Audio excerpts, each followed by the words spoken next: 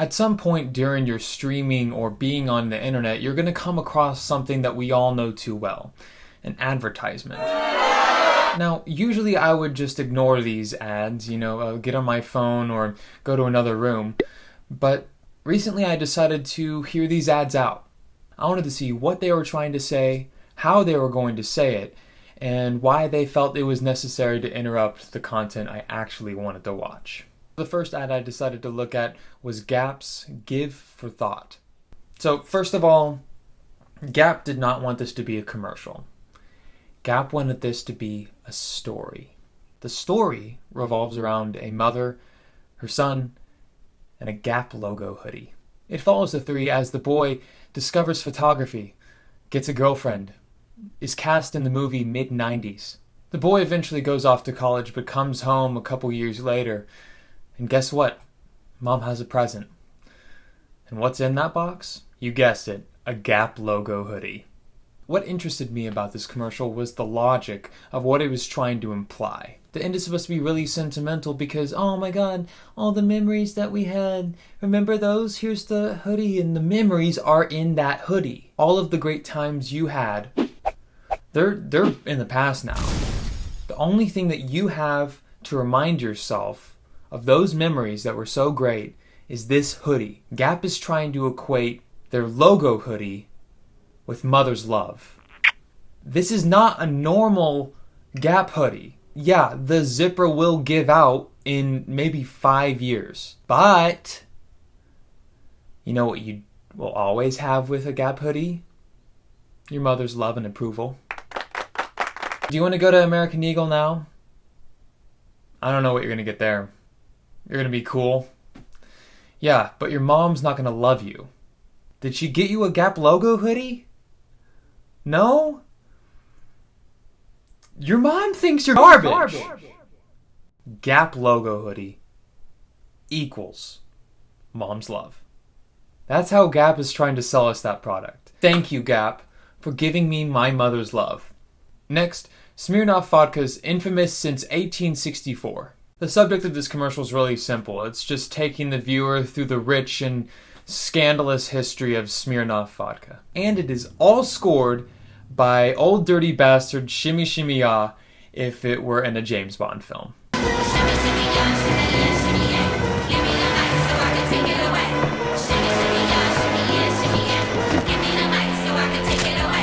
What struck me with this commercial was its intended feeling. Listen, you can get this vodka like pretty much anywhere, but for the love of all that's good, please buy it with a suitcase. You just can't carry it around willy-nilly. This is not any normal vodka. This is crime. By drinking Smirnoff vodka, you're not any normal person. You're an outlaw. And guess what? You're also a total badass. What can I say? Smuggling's cool. Alright? Smuggling's cool. All the Hollywood parties. Yeah, you're invited, by the way. By drinking Smirnoff, you are a celebrity, an outlaw. You're living on the edge. And nothing can stop you. It's safe. It's safe. Would you like it mixed with orange juice or Red Bull? I'm the person in the back door looking out for the cops that are looking for Smirnoff. Not for the heroin that we smuggled into this club, but for the Smirnoff. Tell me where the Smirnoff is! The vodka? Yeah! Are you sure you don't want the drugs? Give us the vodka! This commercial is void of any logic. It is definitely a feeling. Current whereabouts? Known. By who?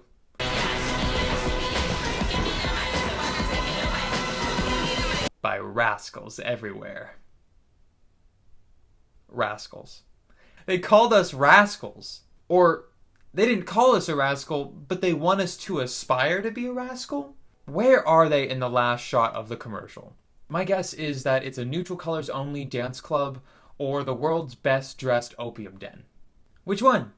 Who's to say? The real takeaway from this commercial, though, is whether or not you want to be a rascal. The last one I found for today is the new Skittles Dips ad. Now, I'm not really familiar with what Skittles has done in the past, but I do know that for this commercial, they've abandoned everything that is warm and comfortable. There is a longer version of this commercial, but I saw the 15-second commercial, so take a look. Higgins! More yogurty Skittles! Yoghurt Boy!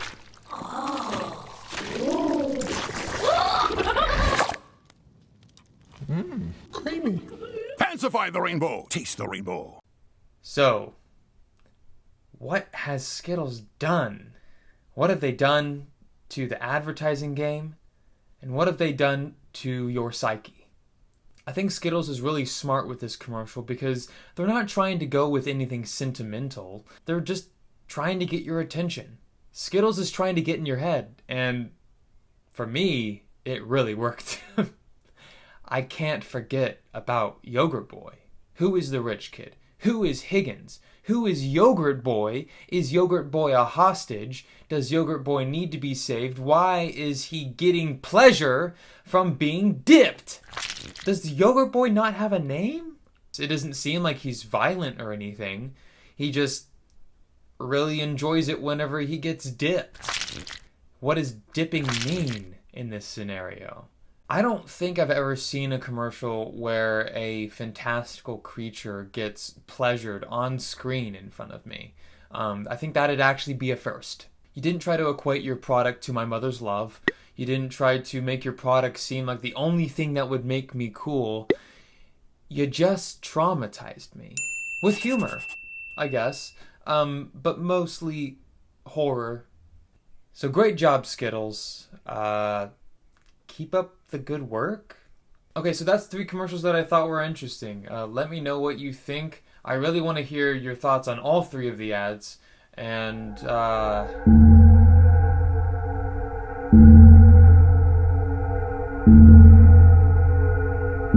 bye.